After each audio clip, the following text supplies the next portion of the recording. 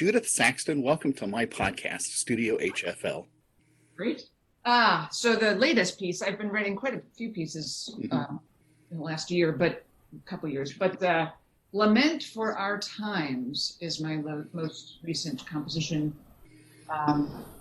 which literally was written in response to and as a result of George Floyd's passing. Oh, wow.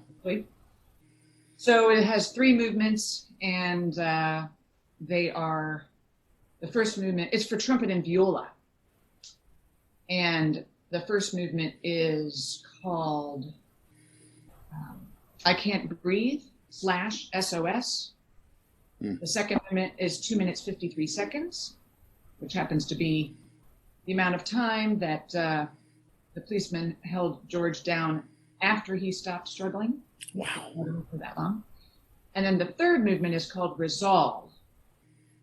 And I utilize two very well-known tunes, but they are holy, both holy because they come out of the spiritual tradition, and also they are holy because they're full of holes initially before, and the voices go back and forth, and we leave out, there's rests at odd places, and it doesn't quite finish. It starts in minor. And the trumpet's kind of stuck back on the other two movements, doing motives and playing. It's very interesting, and symbolism and what each thing represents. Most of it's clear, but you won't get all of it. So. This is heavy stuff. This is heavy stuff. Well, I've actually done, and will continue for the rest of my life. I'm a member of a church that's very socially, full of social justice, and all means all at our church, so everyone is invited. It's a Methodist church, so we may have to step outside of the Methodist church, since the broader international Methodist church, with the largest component being African, has many of them, it's illegal to have, homosexuality is illegal in many countries. Our church, all means all, so we may be stepping outside of the Methodist church. Right. Green Street United Methodist here in Winston-Salem is very social justice church. Yeah. So I've been training and active in, we have an anti-racism team at our church. And so I've been learning, of course, and training in anti-racism for about 4 or 5 years, and doing a fair bit of everything from protests to poll worker, poll protector, voting, things, getting the out and driving people to polls, and just anything to do with, actually, the Poor People's Campaign is everything I'm interested in. Yeah. Barber, who's kind of the new Martin Luther King, and he's from North Carolina, and now it's national. And anyway, so yes, when this happened, I wasn't comfortable going out into the streets because of the masking and social distancing. And I had asthma in the past, so I'm not quite sure if I'm more susceptible to this, but I'm obviously trying to be very careful. Yes. And so I thought I had to respond. I mean, this was the final straw for so many of us, and it really sparked, I think, did the Me Too movement, things that absolutely must be continued to be addressed for the rest of our history. So, but how to address is one thing. When I was talking to Byron Stripling a few weeks ago, this was right after George Floyd's murder. And I said, Byron, look at me. I'm a white guy. I have no idea what to say. And he said, you just did. Yes. The fact that you engaged me says enough. Or not, maybe not enough, but it said something.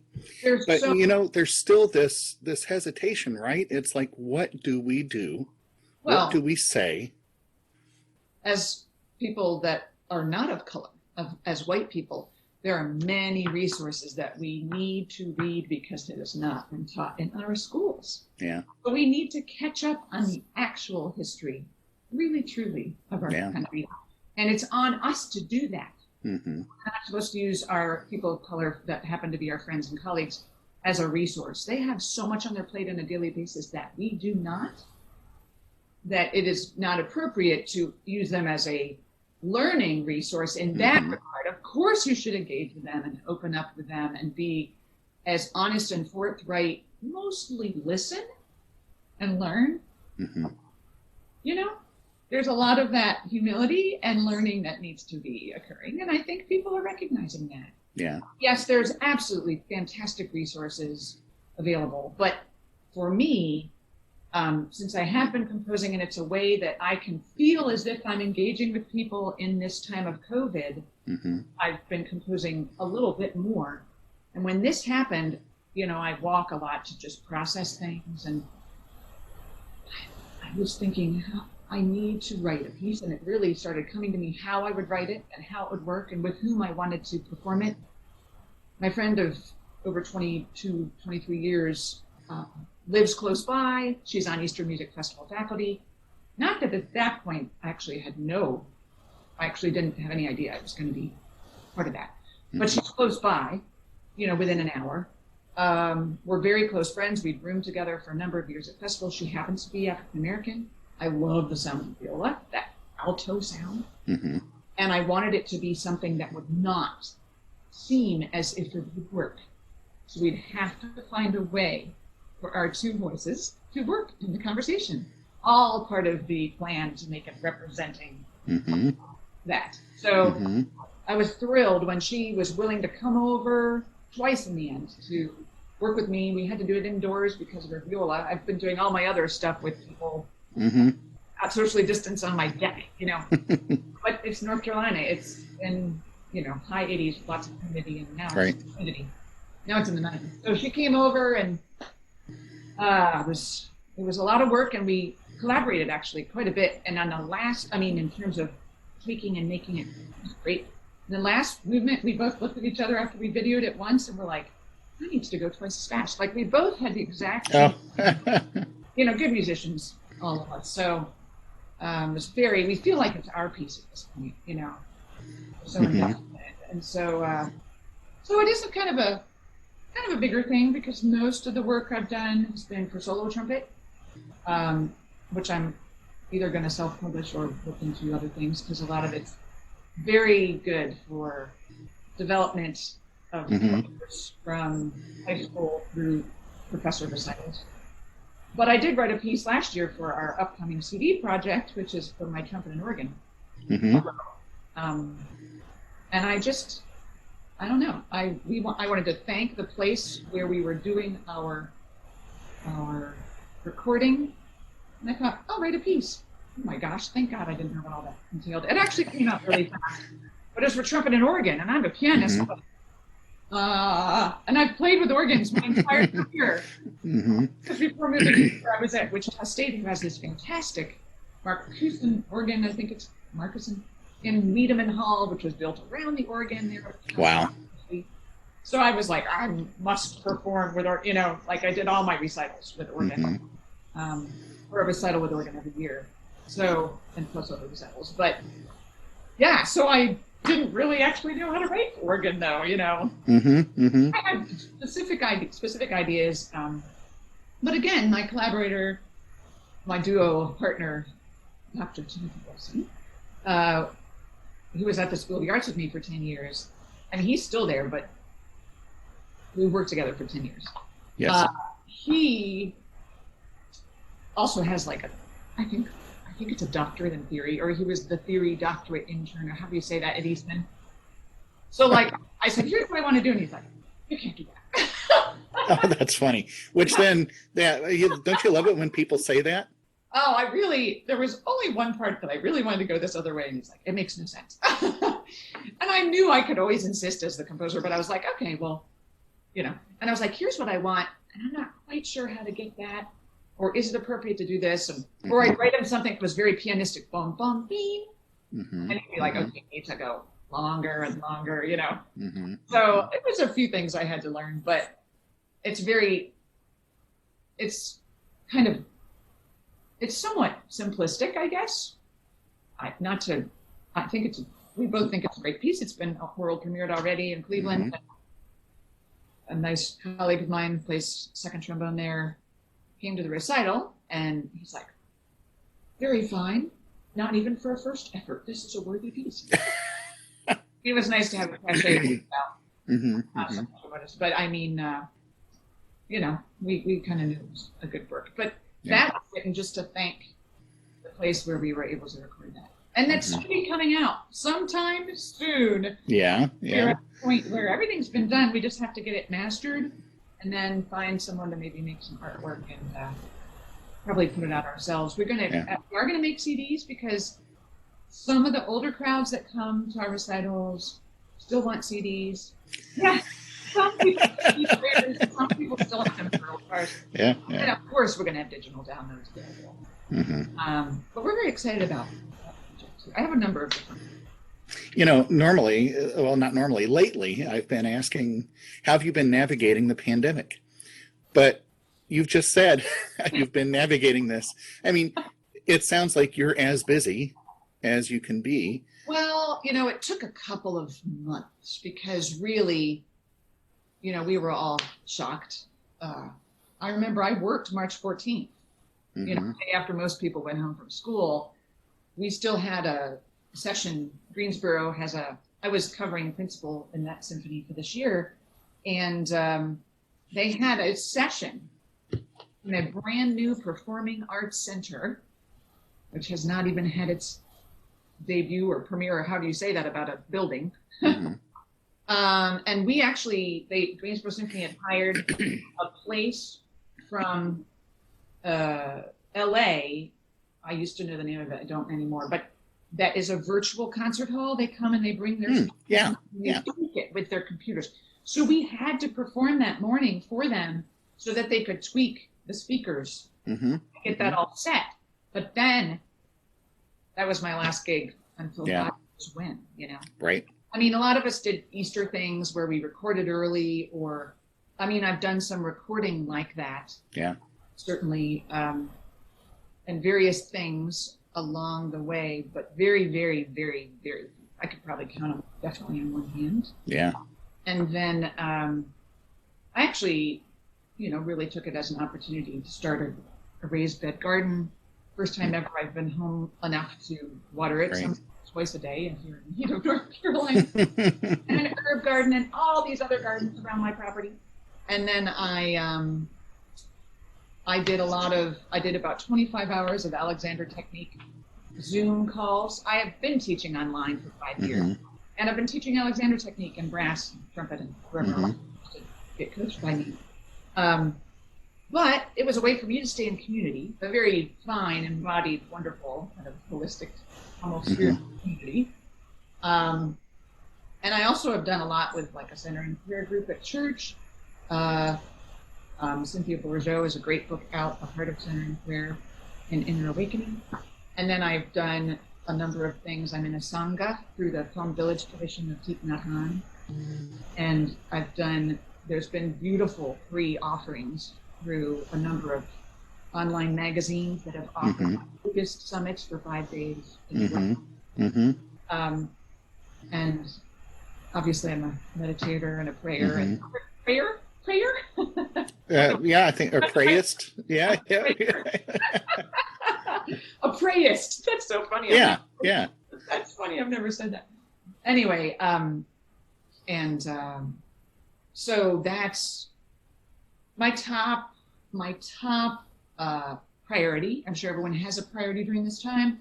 And I knew going into it, I had an inkling. I'm not saying I'm all knowing, but I had an inkling that this was not going to be a couple of weeks.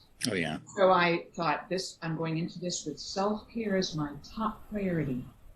And it was interesting. I was just on a Zoom call last night on grief and resilience.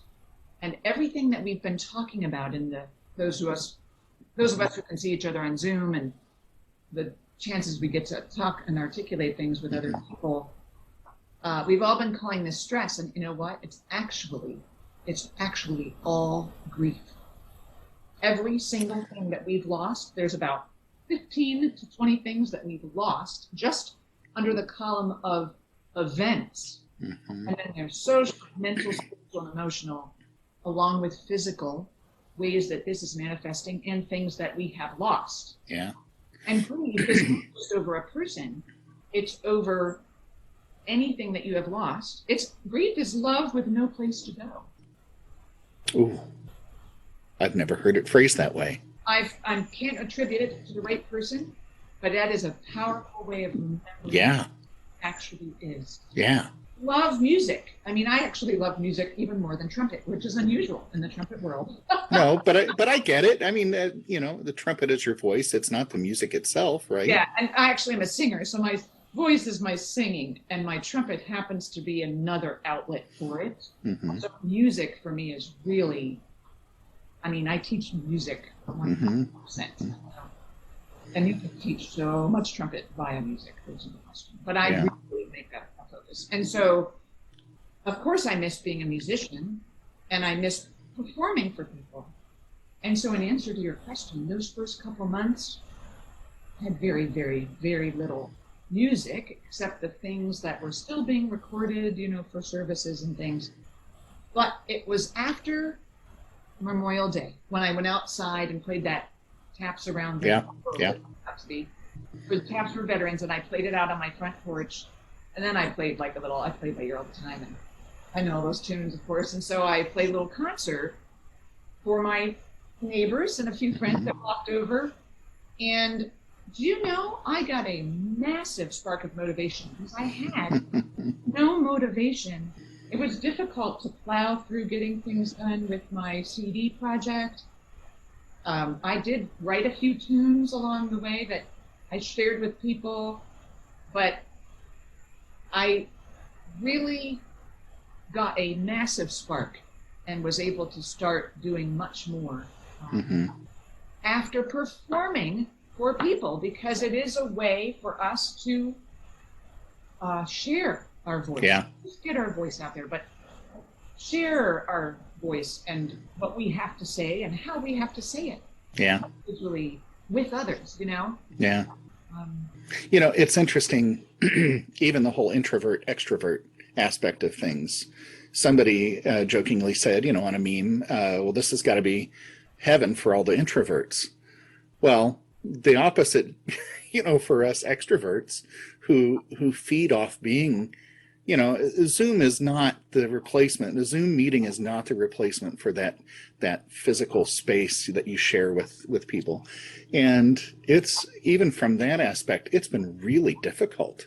There's no question. We are herd animals. We're social animals. I mean, I need it.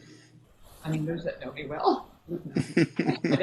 But I needed, even though I've done so much work in the last 4 or 5 years, especially as a practitioner at the School of the Arts and everything, I left a lot of things. I left the North Carolina Brass Band. I was playing principal solo cornet there.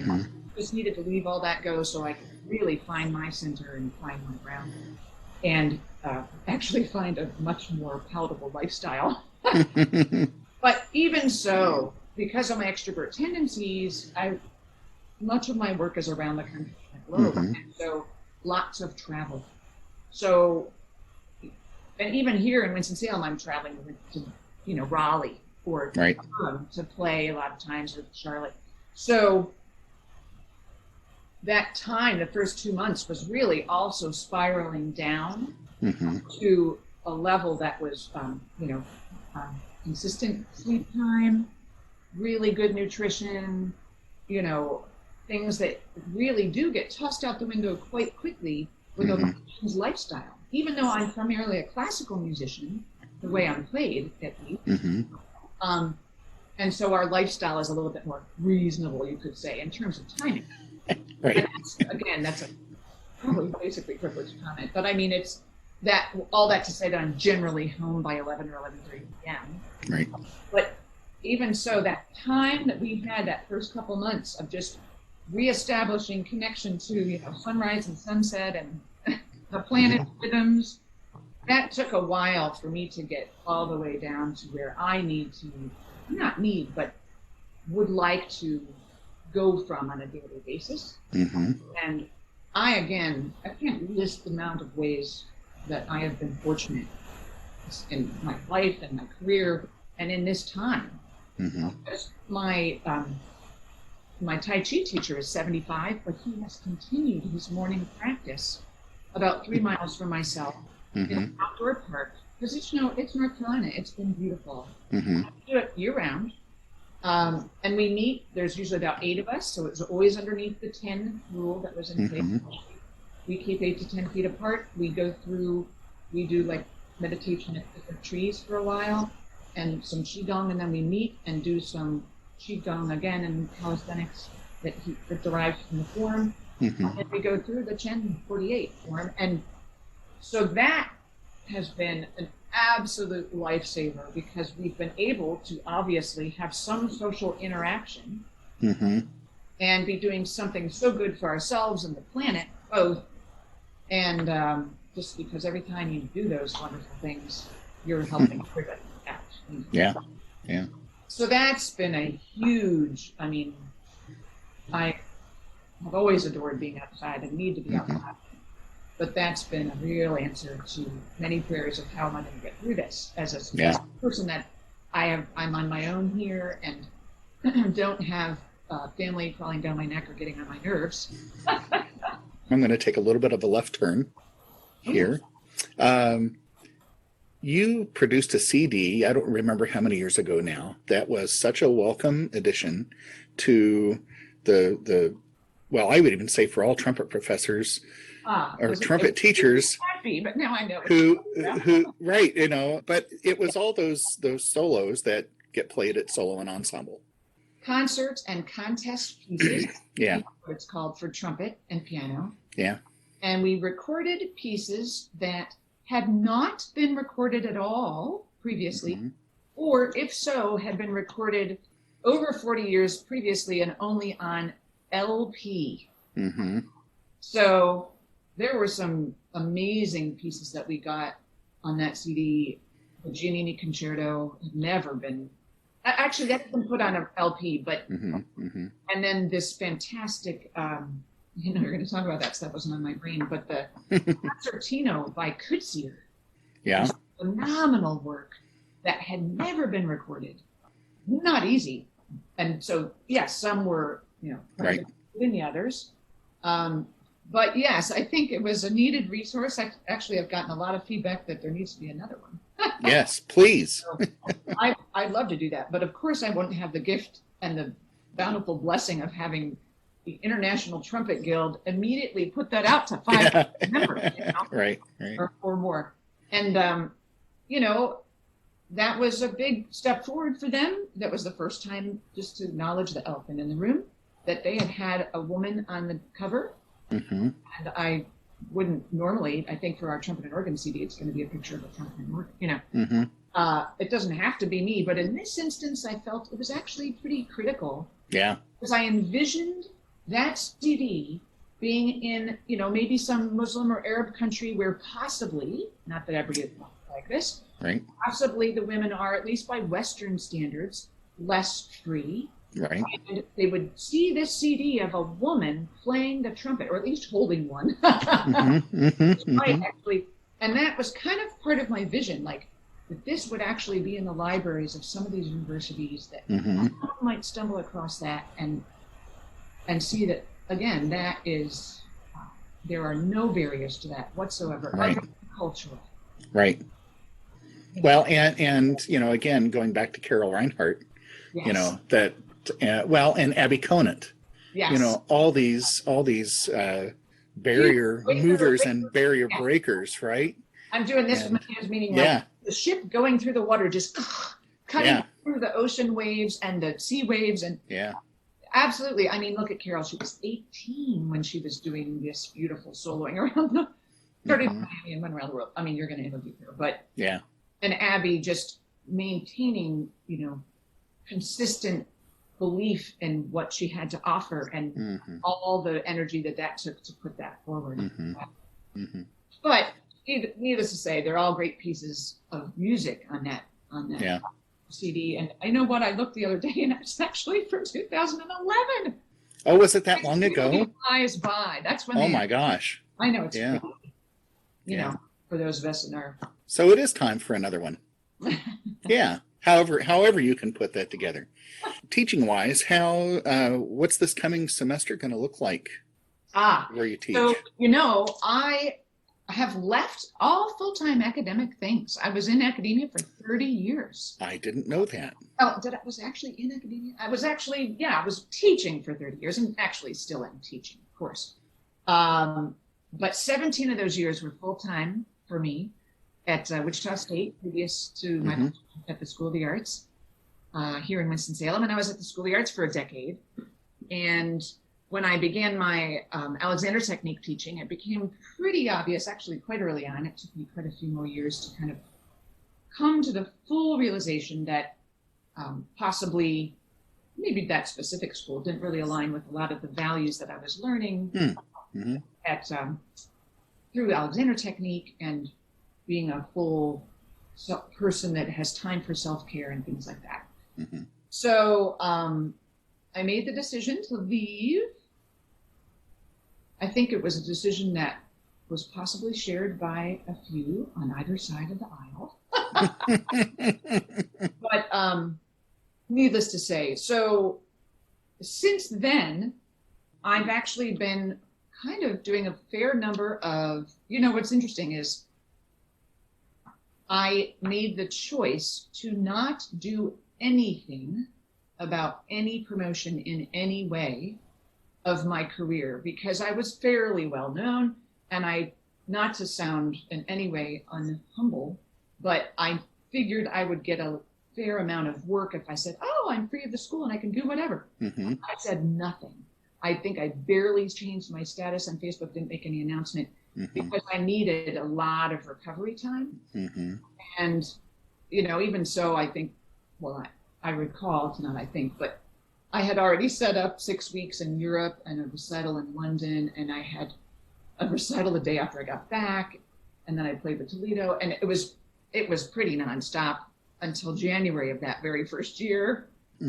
And I remember I gave, I think it was 20 master classes around the country the next year. Wow. And 6 or 8 recitals with players. I remember talking actually with Ryan Anthony the last time we had an opportunity to speak. Ryan had been here in Winston-Salem playing with the Winston-Salem Symphony because he had been at the School of the Arts the year before me. He had taught me 1 year before I arrived. And so we had a lot in common, of course, and he was always very generous with his time with everyone. So we went out to dinner or lunch when he was here playing with Winston-Salem. And I remember telling him what I was doing, and he's like, I never did that many recitals in a year. And I was like, really? Because he's known to do so much, even while going through his chemo, which I'm in there. But anyway, that's just how it worked out. And again, I find a lot of places I go, they still kind of, the students really need to see women playing. Not everywhere in the country. There's many studios that have a lot of gals in them, but they feel very empowered by that. So I do try to make that available for whoever is interested. And so it's been really neat. Sometimes I'm there for 2 or 3 days for a little residency, and I can combine my Alexander technique and brass. And my interests really fall in how does the brain work. I think it comes from a study with Colonel Jacobs.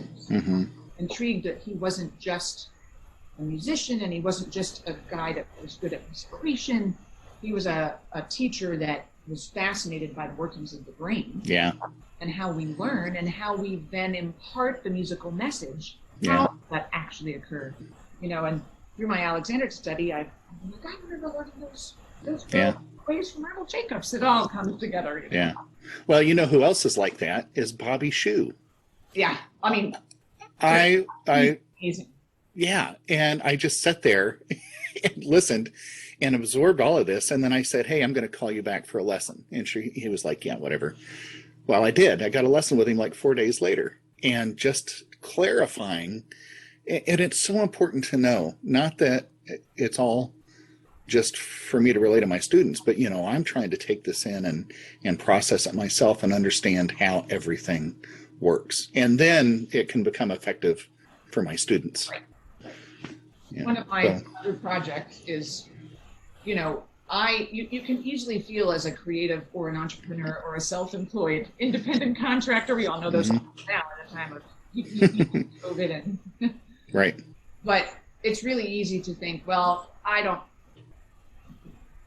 everything's been said already. There's 95 million books out there.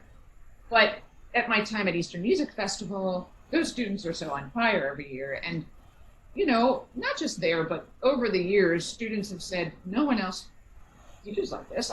You should write some of this stuff down. Because of course it's all of us. You know, we go back to our Chickowitz and Arnold Jacobs and whatever, but we also find our own voice of our experiences. You know, I was a music major, and then I went into performance, and I'm a singer, and, you know, fascinated by the brain and how things connect in our mind and body. And so, but I have found some very effective things that work for everybody around the globe, regardless of what language is being spoken. Right. Or if the language is not even shared, I can share these things quite quickly and effectively, and it's just so exciting. That's the most exciting thing, you know. So I have my other project that's been on my brain for 3 years now, is a little hip pocket, thin, maybe even laminated, maybe even 10-page fold out. You know what I mean? Something very useful. You can stick in your trumpet case, even if it's a little, you know, great. You know, that's kind of what I envision. Maybe one for teachers and one for students, or possibly the same. I'm not quite sure yet. Because there has been enough people asking me for that. It's just, you know, when you start writing music, then it's like that kind of takes over. And of course I'm playing, and it's hard to keep all the things going and right. follow anything into the next. So, well, let's talk a little bit about some history of you. Where well, I mean, I know you've done solo playing. 2 years of history. Well, are there epics or eras that we should be categorizing this into? I love that, epics. Yeah. So, and to go back to, you mentioned freelancers, that whole thing, but, you know, gig workers now is that catchy catchphrase. I'm curious who your influences were, because like I was just saying a second ago, I know you're a soloist. I know you've done the orchestral thing. I know you've done the chamber music. You've done the teaching, but who helped shape all of that? And I know that's, and you could go a number of ways on that. Just to put a positive spin on that, I hope it's not done as in the past. I continue to be still doing all those things, hopefully now and in the future. Yes. Future for all of us. But you know, my very first teacher, Mark Enga, he was also a recorder player, and I actually played the recorder with him in lessons before the trumpet. And, you know, I learned how to double tongue on the recorder. I remember it as being before. I don't quite know if that's true. But I mean, I was quite good at the little soprano recorder. I remember doing Brandenburg 4. And that's the back of this thick recorder book. And I remember learning to double tongue on the recorder, you know, because there was no resistance. It's like, right.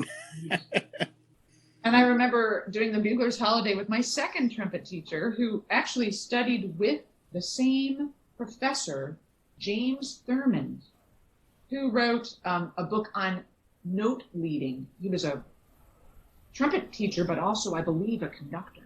He worked at Lebanon Valley College. I was in, central Pennsylvania, the Harrisburg area. And my second teacher was a jazz player. And he had me, I remember coming back, it might have been my first teacher. I did a Bugler's Holiday. My sister played trumpet. She also played horn. My whole family, my brothers, and they all played. My oldest brother played bass trombone. My sister played horn and trumpet and piano. My brother closest to me played trombone, and then I was there with a little cornet. But we played a Bugler's Holiday. It was 3 women, even back then. And I remember coming back and telling my trumpet teacher, I was in about grade 6. I used that double tongue, and I think I cheated. Oh, that's funny. I didn't know it was allowed. You know? Yeah. It was easier, so I used it. Oh, funny. but they were big. That was a huge influence, having the same pedagogue that taught both of them. So my first two teachers had that connection of musical leading, and my second teacher being a jazz player. He played bass and piano and trumpet. So we had jazz recitals. We each played, So What? Then we'd have a little solo during our little recital. And, during Christmas time, we'd play by ear on all the tunes. And then, so, I was fine with that because I came from a musical family. And we all knew how to harmonize in parts and stuff. And so a lot of it was, I was gifted from my family. And then I kind of took it. My mom started me on piano and taught me all really good theory until we got each other's throats. And then I had another piano teacher. But really, I think I can't, most people might say, oh, Doxitzer, but for me, I have to say my earliest influences were the sound of my first teacher. I remember he came to my house, I think that was unusual, actually, everybody in his little trumpet class. But we paid him private lessons, probably not very much. Right. And I think Mom probably paid him with, muffins at times. But, I remember being in my basement and he playing this A. And I remember it was such a beautiful sound. I just wanted to sound like that, So it was a huge influence. And then when I went to Mansfield, I should mention Tim Erdman was one of my teachers as well. He had been in the Marines. The Erdman brothers. There's Jim and Tim, and quite known in that part of the country. And he kind of prepared me for college, doing stuff kind of technically way beyond where I was capable. My teacher tells the story of how I came in playing the Legend, and he's like, "Yeah, I had to give you something else to know if you could really play." Wow. So I don't know if I couldn't play it or if I just didn't sound like I owned it. But Tim came out of that cornet Marine band technical tradition, so it was a little different than what I'd been brought up with my first teachers. But I was very fortunate to land at Mansfield, where a number of generations of my family actually had attended. But the teacher there, Mike Galloway, unbelievably amazing teacher. Play everything in every key all the time. I thought this was normal. I was afforded the opportunity as a freshman, second semester freshman, to be in the faculty brass quintet. Wow. 3.5 more years. And I've talked to a few people. I think maybe Eastman and maybe Cal State Fresno is the only two places in the country that had an undergrad in the faculty quintet. I'm sure now I'll find out there's more. But so this was unbelievable. Yeah. Truly, I was able to I was playing with my gods at the time. The director of the wind ensemble, Donald Stanley, had studied a few times with Jacobs, and he was the tuba teacher, and I played in the brass quintet with him. He was like, "Oh my gosh, if you yawned, you would be tossed out. You had to put your stand up and cover your mouth." Oh my gosh. He was a fantastic musician. Yeah. Taught all of us, all of the people in my year at Mansfield, music ed people, predominantly. Of the 17 of us that graduated, I think it was 16 went on to graduate school for performance. Wow. Top schools in the country, Eastman, ASU, Northwestern. And the other one, I think, went on for music therapy. Wow. So that school in that time, the late 80s, was, was it 82 to 86 I was there. What kind of quintet repertoire were you working on? At that point? Oh my God. Well, fantastic question. Oh my gosh, I don't know what time it is, but. I want to, and I'll keep an eye on that. Empire Brass. Okay, I got to tell you this story. We were working on a lot of transcriptions and stuff my teacher did. Gosh, Fisher Toe Exhibition. I remember playing that. That sort of thing. And regular gig music. I remember we did a fair bit on E flat. My teacher would be on piccolo and I'd be on E flat for the way he wrote some of the transcriptions. I remember just because I loved playing on the E flat. But I have to tell you that Rolf Schmedvig was the conductor of the Williamsport Symphony in Pennsylvania. And as a freshman, I auditioned for second trumpet. And I didn't know anything about orchestral auditions. But as I referred to, I had a really good ear and great background. And I remember my teacher, to determine who would be permitted to go to the audition, at that point, I only had a B flat trumpet. And I remember him putting up Capriccio Italienne, which opens in E major concert. And I looked at it and saw that it was an arpeggio. And I figured it out. I was like, an F sharp major. So I passed the audition from him. I went on and auditioned for Rolf, my first live orchestral audition. Oh my gosh. Rolf was in my face conducting Oberon 2 feet from my bell. And I was just that age where, you're clueless enough to not even be scared. Did you know who he was? Yeah, it didn't really. But it didn't matter. I just loved the trumpet and music, and I wanted to show him what I could do. And I mean, I was probably keyed up a little bit, but I remember not being clued into what was going on. I was just like, I can play this music. I can show him I can play this, Well, I won. Oh, wow. And I played with this fantastic principal from Penn State, Rob something, an African-American man, very unusual at that time. He was my principal. So here we were playing 4 or 5 concerts, classical concerts, plus pops with Rolf, who brought down the Empire Brass to play with us every other concert. Oh my gosh. So here I am in little old Mansfield, this rural area of Pennsylvania, half an hour to the New York border, an hour to Williamsport, not near anything. So what did we do? We practiced, obviously. And also, we had an incredible work ethic, an unbelievably amazing group of brass faculty, and Rolf, who was Rolf in every way, except he played any problems. Sure. He had a bad reputation of working poorly with women. I remember being a little bit scared when he came out to Northwestern. He came out to play at Crystal Lake near Northwestern when I was in school there for my graduate work, and I remember going to the concert, people like, him? I was like, yeah, I mean, I don't think he'll like And then he comes running up, gee. It's like, oh, wow. How embarrassing. But, I think he was only supportive of him. I don't know. He was Rolf. Everybody. So I know he had his challenges, but. How was he?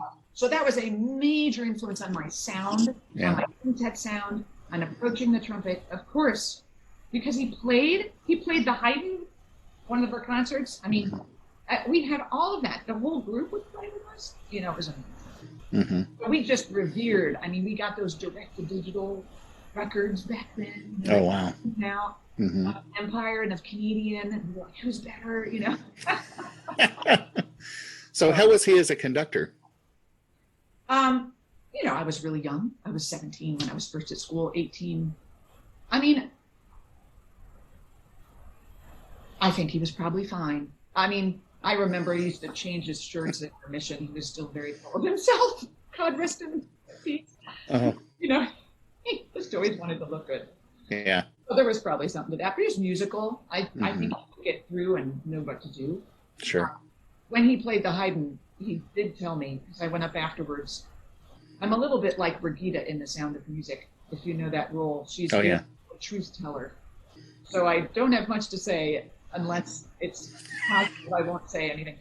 So I went up and I said something it had gone very poorly for Rolf. And there was a big reception, and he had to still be in that vein of meeting everybody. And he goes, don't even say anything. And I said, oh, well, it was interesting.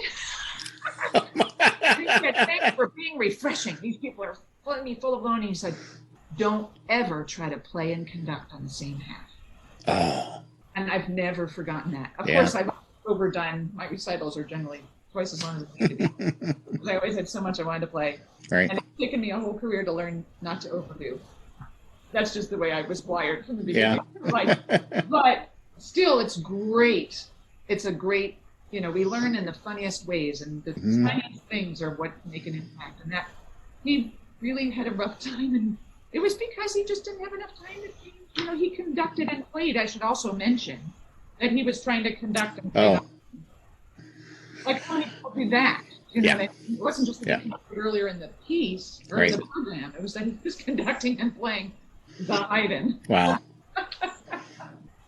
So anyway, he was actually a huge influence. Yeah. So, what was your first orchestral experience? That was it.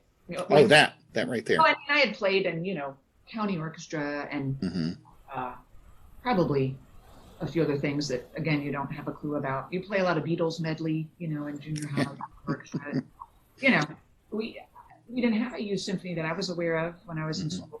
I was actually on stage being, Maria in West Side Story. I was much more involved in that end of the stick at that point. But in college, I was immediately Williamsport Symphony. There wasn't really a working great orchestra at our school. The wind ensemble with Don Stanley was the amazing group, and that's the top group that we all.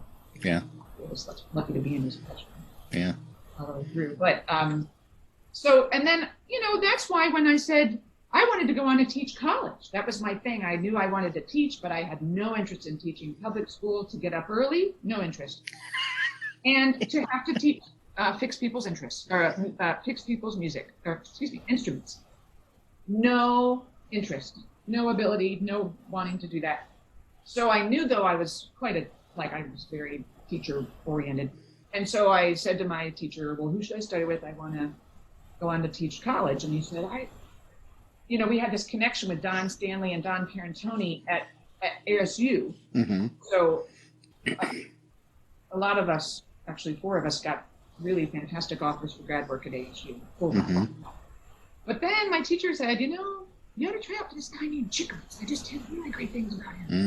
And I did. I did everything. I was like, okay. So I tried out for Chickowitz, and I got in. And a guy I was dating at the time. We both got the same offers at each school, ASU. I had to decide, and I decided Northwestern, and he decided ASU. It was a big deal. But, fantastic.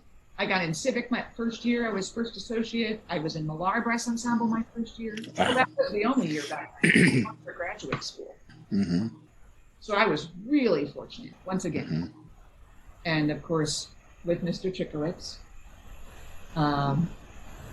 probably one of his more frustrating students, but I tried so hard. I tried so hard. Yeah. And he did everything he could to get me to not try so hard, and he was great, of course. I'll tell you this. This reminded me. I started studying with Vince DiMartino back in '82, and that was as a junior in high school, and then a few years into college while he was teaching at UK, and then almost 20 years passed, and I saw him. He was actually playing third in one of the regional orchestras. He subbed in.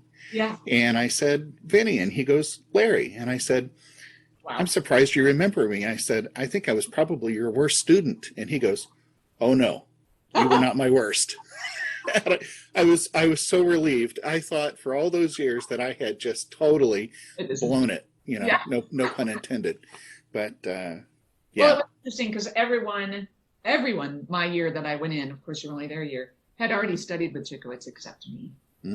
I had been with him at National Youth Orchestra in Canada.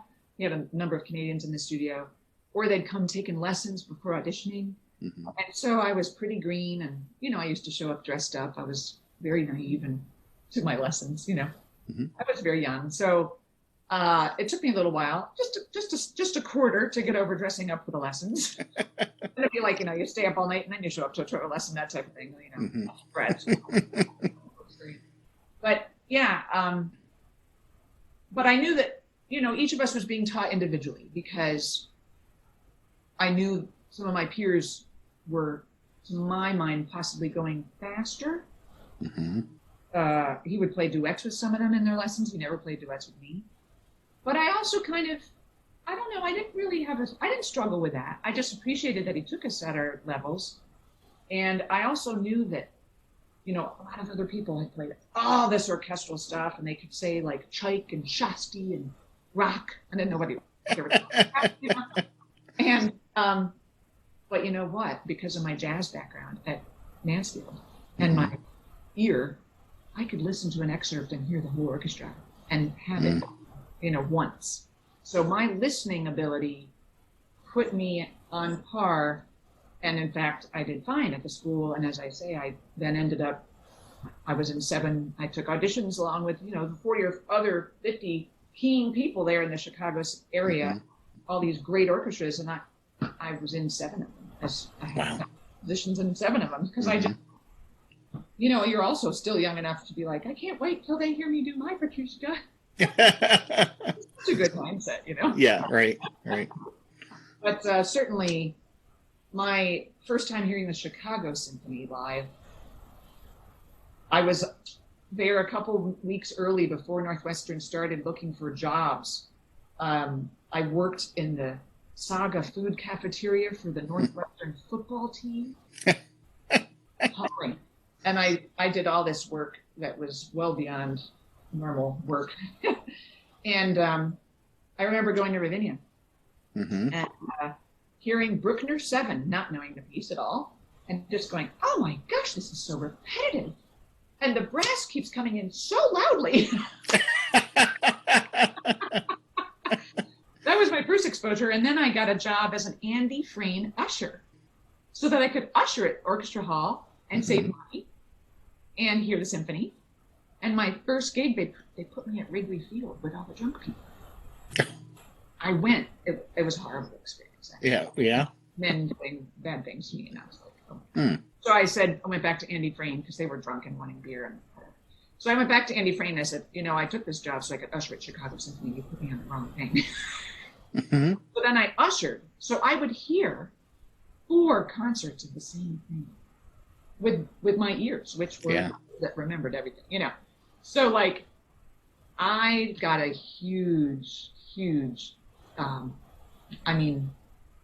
was my, what can I say? Bud was my main teacher of sound. Yeah, of course. And that whole symphony.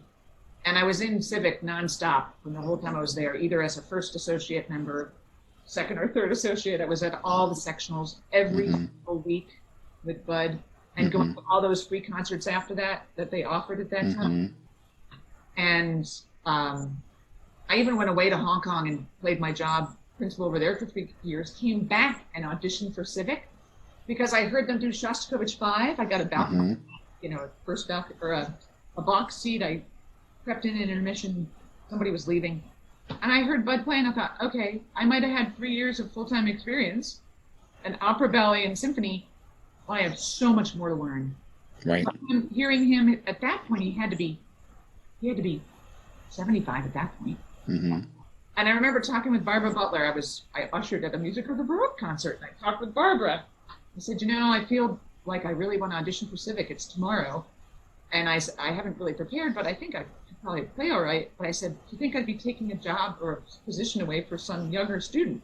I was still only 27. And she said, if you feel you want to do it, Barbara's very, and she said, you go audition. So I went, and I remember I got a perfect 8 from her set. Audition. I still have that sheet. Wow. And it was hanging in my studio for many years. Yeah. Because and then I was in it. I was actually finally in the section, here, and it was just fantastic.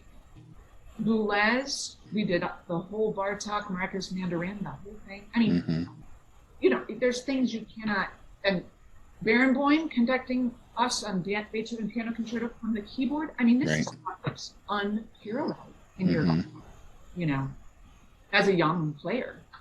I was just back there for the Civic's 100th anniversary. Wow. Right before COVID, February 29th, centennial. So really, I've been told my sound that it was like I'm a budlet. A budlet. Probably my best. I love that compliment.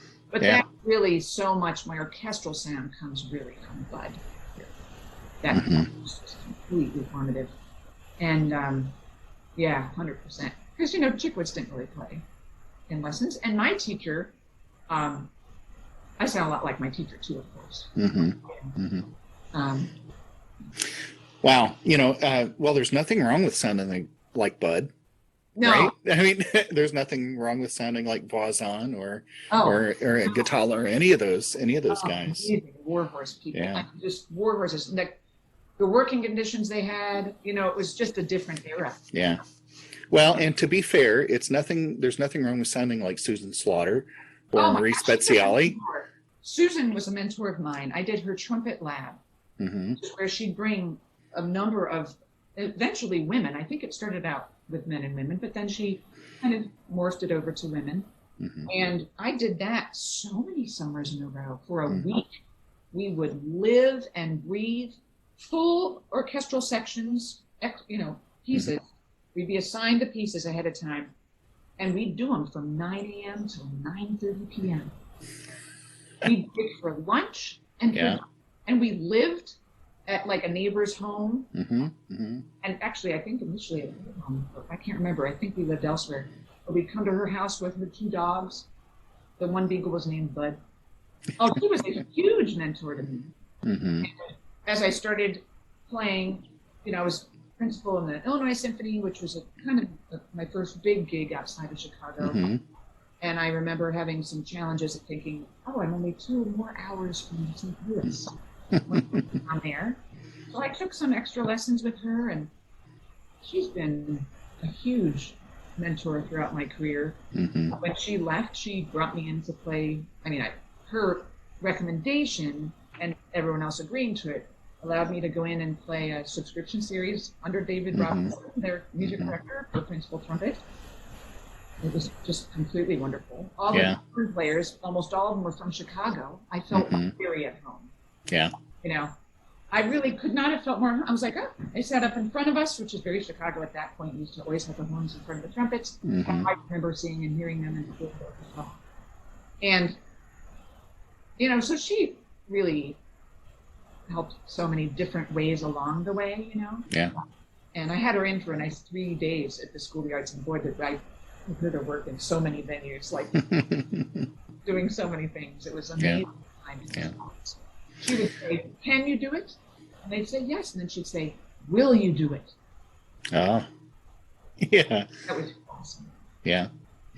Please know how appreciative, grateful I am that you were willing to share.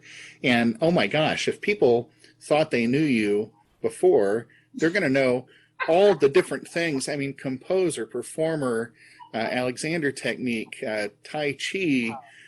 Just what an amazing life. All of us are amazing. We just all find our own path and our voice that works for us, And as I say, I'm lucky that my ability to play by ear, I scat sing because I'm too lazy to do the incredible work that all the jazz players do that play solos. And so I've done a lot of scat singing, and I'm a puccolo player, like whistle tones. Puccolo? Yeah. Oh, yeah. I've never heard that before. Rob McCroby up in Canada is a puccolo player. And I was like, yeah.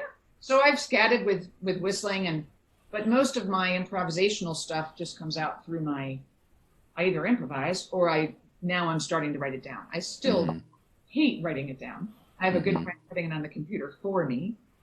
I'd much rather just improvise, but if you want to play with somebody else, get something down on the paper. And I do have a number of these things I want to put out. Oh, and the last thing I wanted to mention was my last little project is I'm still getting permission from actually Pema Chodron, a Tibetan Buddhist monk, a woman who is at the Tibetan monastery. The only one in North America, I believe, is up in Japan. So she has a number of these beautiful sayings I found off a calendar, believe it or not. And I wrote a number of pieces because I was inspired by her writings. So I thought, what I'll do is I'll use her mindfulness expression, maybe 2 or 3 lines of this beautiful commentary that she's written. Then I have written like an embodiment, a bodyful, I call it, a bodyful expression of that. To express, what's being said mindfully, like our eyes are seeing this precious world, and then I might take you through a very brief eye exploration so that you're embodying what you're reading, and then you play the piece I've written.